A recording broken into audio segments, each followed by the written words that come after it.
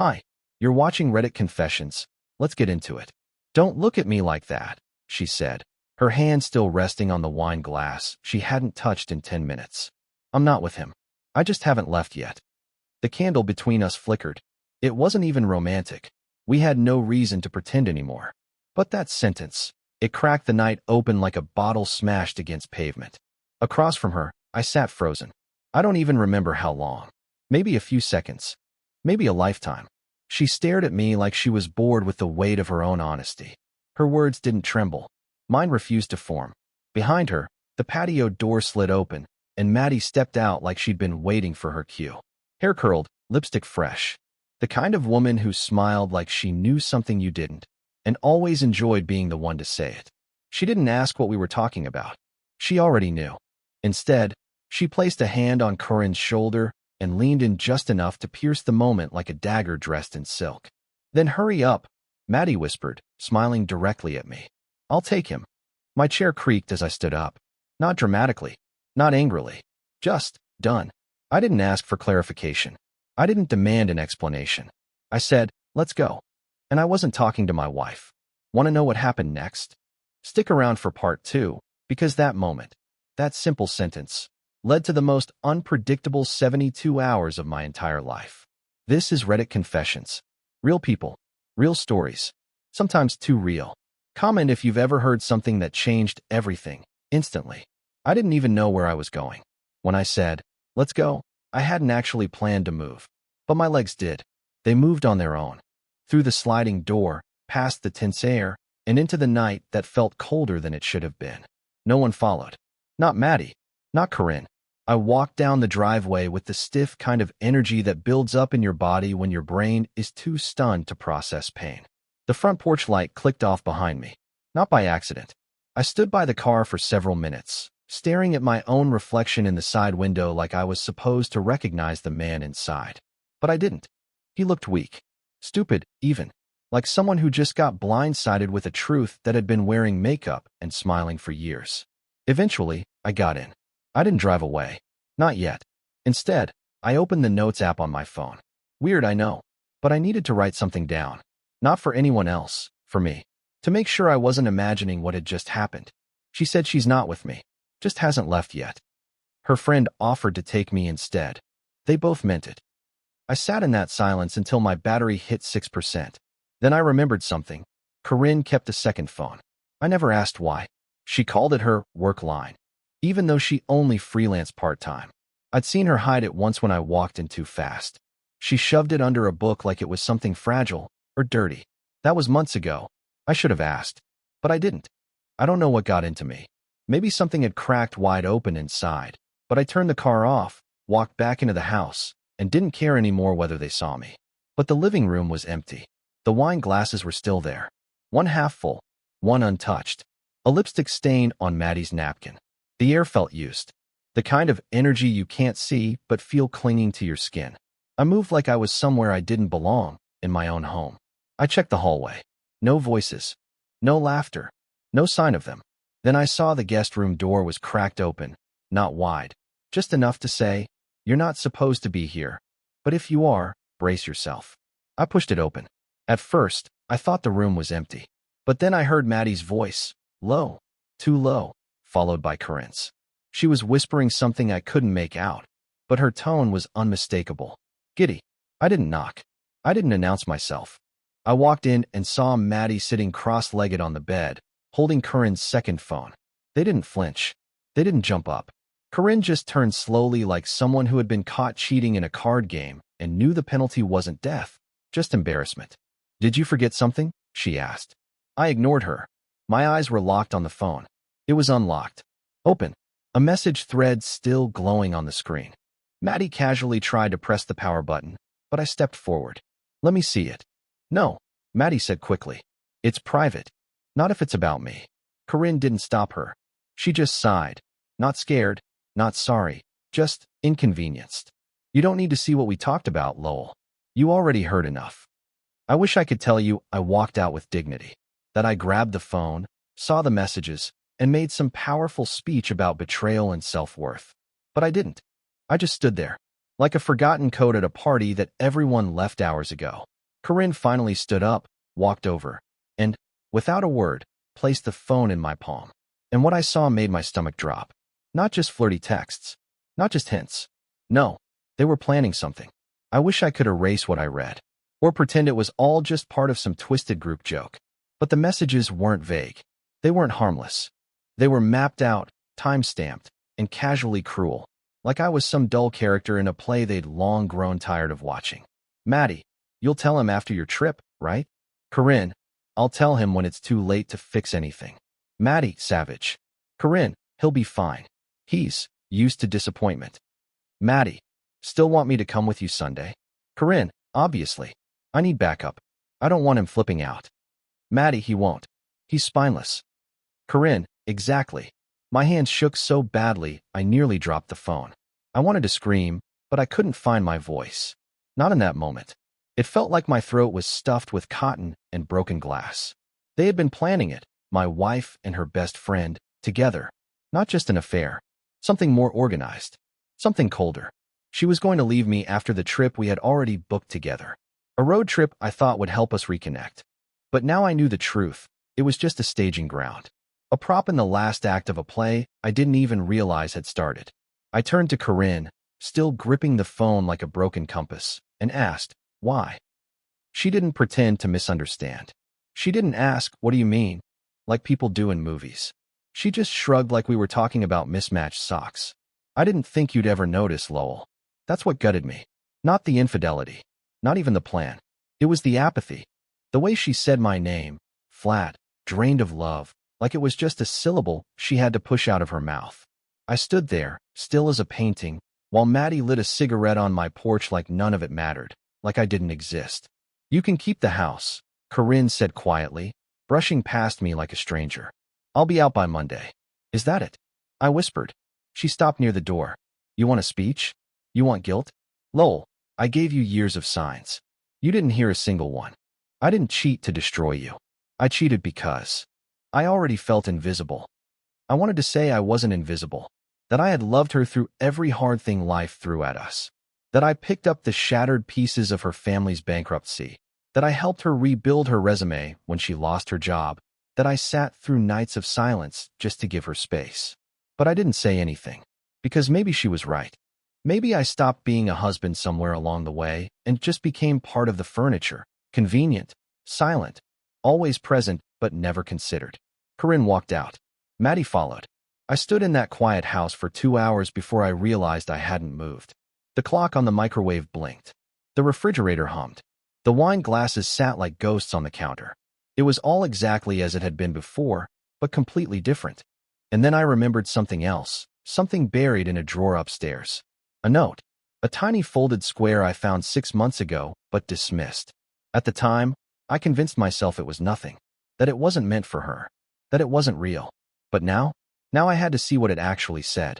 It was buried beneath a layer of old receipts, tangled charger cords, and a key to a bike I sold 5 years ago. I remember finding it months ago while looking for a pair of scissors. A small square of thick paper, creased like it had been opened and refolded many times. Back then, I saw it, glanced at the unfamiliar handwriting, and convinced myself it was probably nothing. One of Corinne's scribbled reminders. I even joked in my head. Probably says, buy more oat milk. But I didn't throw it away. I shoved it back under the mess, like some cowardly subconscious knew I wasn't ready for what it might reveal. Now I was. I pulled the drawer open slowly, as if noise might somehow alert the past to what I was doing. My fingers brushed over it immediately, like it had been waiting for me this whole time. I unfolded it with both dread and trembling urgency. Only 5 words. You deserve to know everything. No name. No date. No context. Just that. And suddenly, I realized why the handwriting was unfamiliar. It wasn't Corinne's. It was neat, tidy, but emotionally stiff. Purposeful. Masculine. And that's when the memory hit me. 3 years ago, Corinne went on a weekend trip to Asheville with a few friends. She said it was a girl's getaway. I never questioned it. But when she came back, she was different. A little colder. More distant. She stopped calling me Loie. She started using my full name more often, like she was talking to a colleague instead of a husband. Back then, I chalked it up to stress. She said she had been rethinking her priorities. Maybe she had. But now, that note, it made something inside me ache. Not just because of the words, but because someone else had written them. Someone who had been close enough to her to know what she was doing. Close enough to leave a warning. Or a confession. I flipped the note over. Nothing. No signature. No hidden message. But it felt like a doorway, and I was now standing in front of it, alone, with no clue what lay behind. I took out Corinne's second phone again. The one Maddie had handed me. It was still warm from earlier. I scrolled through the messages, this time looking not just for Maddie, but for anyone else who might have known. One thread stood out. The name was saved as M.P. No emoji. No last name. Just initials. But the tone was different. Not flirtatious. Not even friendly. More like worried. M.P. He's going to find out eventually. Corinne, only if you keep texting me. M.P. He didn't deserve any of this. Corinne, that's not your call anymore. M.P. I shouldn't have let it go this far. Corinne, then stop texting. Or I'll block you. And that was it. No further replies. No date. No year. Just that. My hands went numb. Who the hell was M.P.? And why did he sound like someone with a conscience in the middle of a crime? Suddenly, it all felt bigger than I imagined. This wasn't just some bored wife who fell into an affair. This was layered. Corinne had lied to people, controlled the narrative. And someone, this M.P., had clearly been a part of it. And then I made the dumbest decision of all. I called the number. It rang once. Then again. Then someone picked up. Silence. Just a breath. A single inhale. I said, "Who is this?" A pause. And then, a man's voice, low, cracked with guilt, answered, "You weren't supposed to call me." Then the line went dead. I didn't move after that call. I just stood there with the dead line still humming in my ear like it owed me answers. "You weren't supposed to call me." That's all he said. No name. No denial. Just guilt. I sat on the edge of the bed, the same one Corinne and I had shared for a decade, and stared at the cracks in the ceiling we always said we'd fix. The silence around me was brutal. No TV. No cars outside. Just the sound of the truth bleeding slowly through the walls. The number he used was still on the screen. I tried to call again. Straight to voicemail. I didn't leave a message. What would I even say? "Hey, sorry I called." Just trying to figure out which one of my memories is still real. I spent the rest of that night digging. I pulled out old bills, vacation photos, her credit card statements, everything I could find. I wasn't just looking for M.P. I was looking for proof that my entire marriage hadn't been some elaborate, emotionally sanitized scam. Around 2 a.m., I found a name that stopped my heart. Mark Perrin. It was scribbled in the margin of an old birthday card. Not to me, to her. The handwriting matched the note. And the card? It was a generic "have a great day" thing. But on the back was a message in ink that had faded around the edges. "If things were different, I'd still be yours." No signature. Just M. I should have screamed. Thrown something. But instead, I laughed. A cold, dry, broken laugh that didn't even sound human. How long had she been playing both sides? How many business trips were just getaways with this Mark Perrin? I Googled him. I don't even know what I expected to find. A LinkedIn profile? An address? A photo that confirmed everything? What I found instead made my stomach twist. He wasn't just anyone. He was our old couple's therapist. We only saw him for 5 sessions. Years ago, when Corinne said she felt disconnected, and I blamed myself for being emotionally constipated. Her words. I remember Mark. Tall, quiet, always staring a second too long before he spoke. Corinne said he really listened. I thought he just charged too much. After the 5th session, she said it wasn't working. She said she didn't feel safe opening up to someone who didn't understand her dynamic. So we stopped going. But now I knew why. They had history. They had unfinished history. I didn't sleep that night. I stared at the guest room door, the one Maddie had leaned against like a cat marking its territory, and I realized something that made everything worse. They didn't care if I found out. Not anymore. This wasn't an escape plan. It was a handover.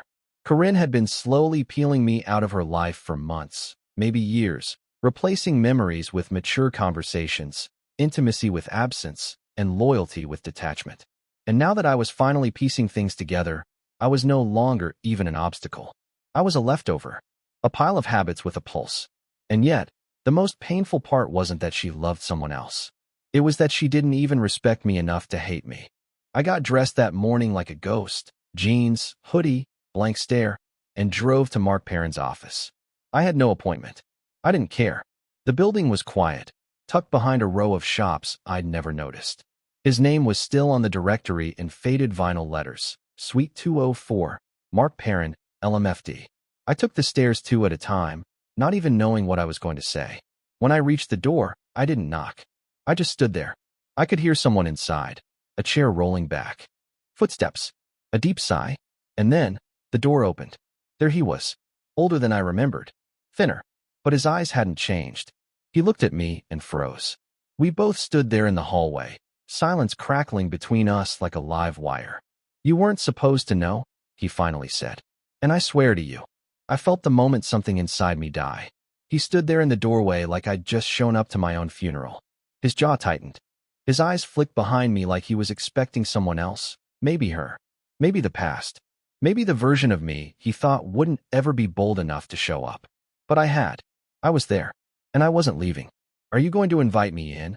I asked, "or are we going to stand here pretending none of this happened?" He stepped aside, wordless, just a gesture with his hand, like I was a client again.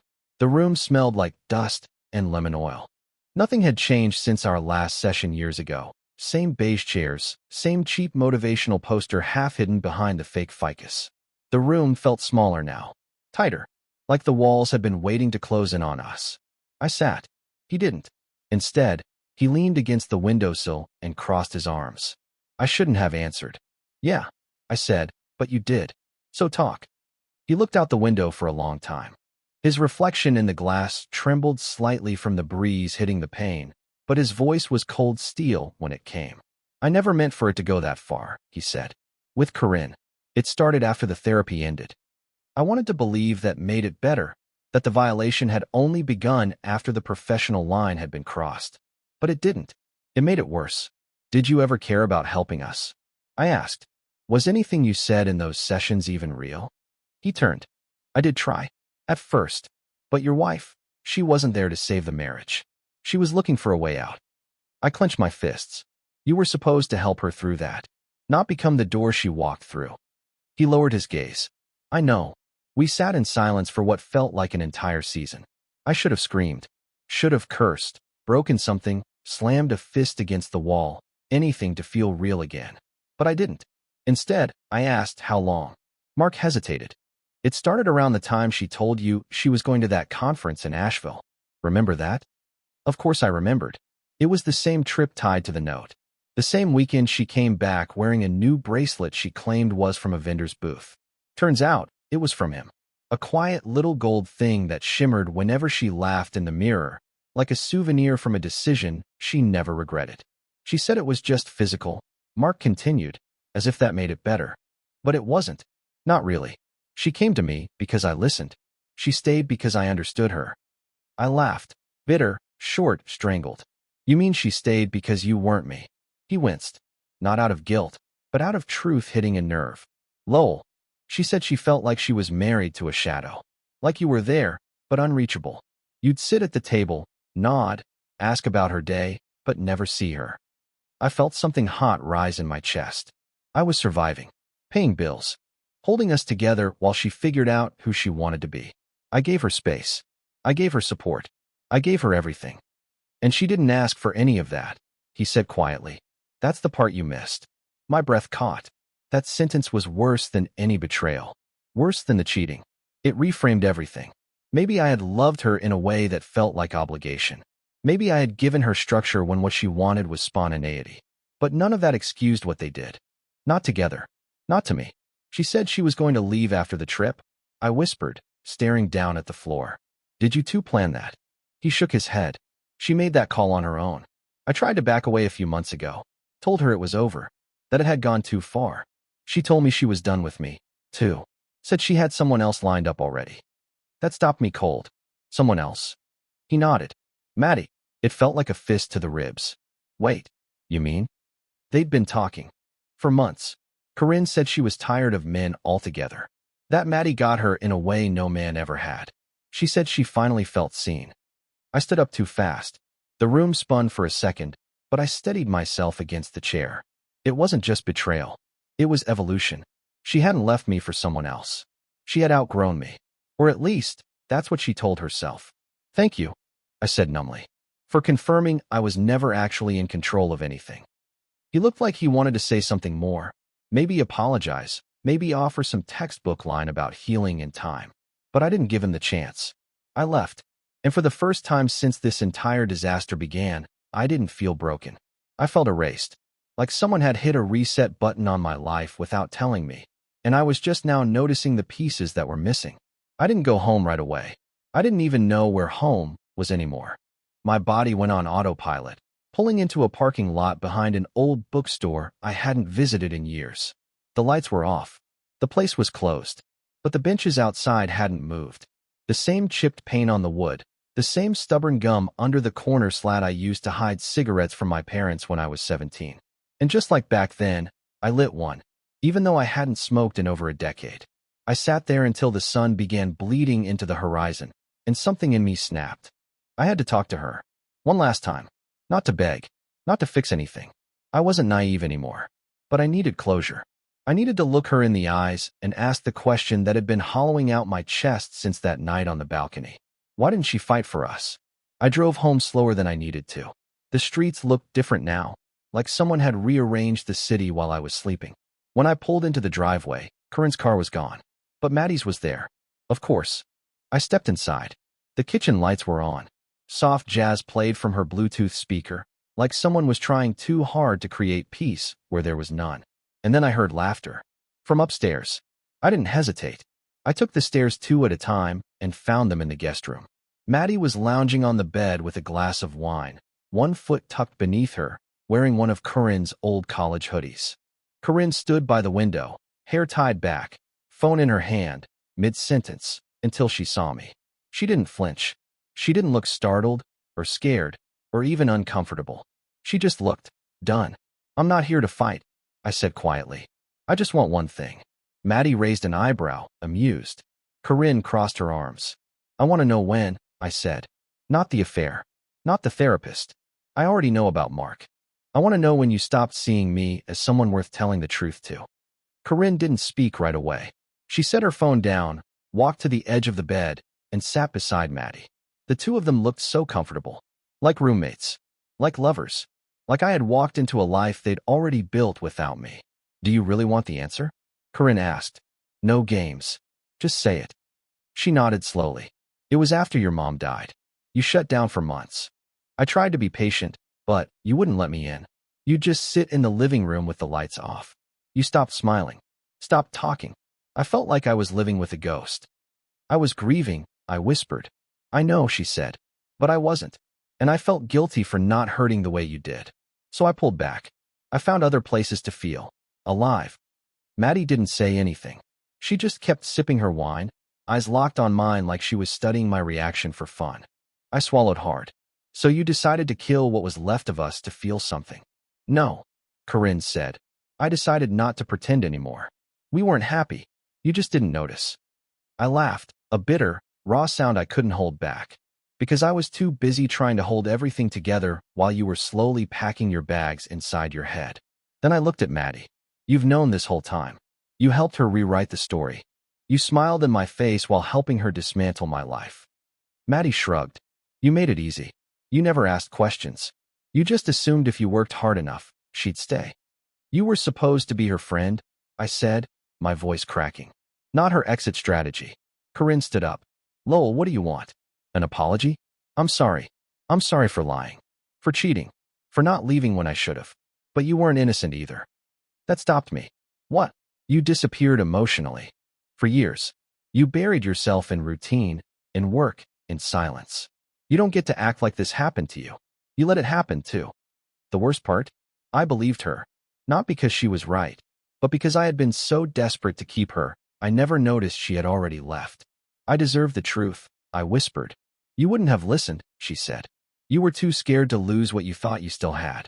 And just like that, it was done. I walked out. No yelling. No slamming doors. Just the quiet sound of a man finally letting go. But as I reached the bottom step, I noticed something strange. Maddie's coat was draped over the banister. And inside the pocket, sticking out just enough to catch my eye, was a folded sheet of paper. A printed itinerary. Flight confirmation. 2 names. Corinne. And a man I had never heard of. I don't know why I pulled the paper from Maddie's coat. Maybe I expected one last insult. Maybe I was just done pretending to be dignified. But what I found didn't crush me the way it should have. It clarified everything. A flight to Tulum.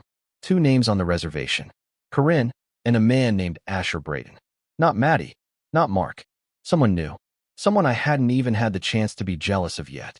She had moved on even beyond the wreckage she'd left behind, like burning a bridge and then buying a plane ticket to paradise.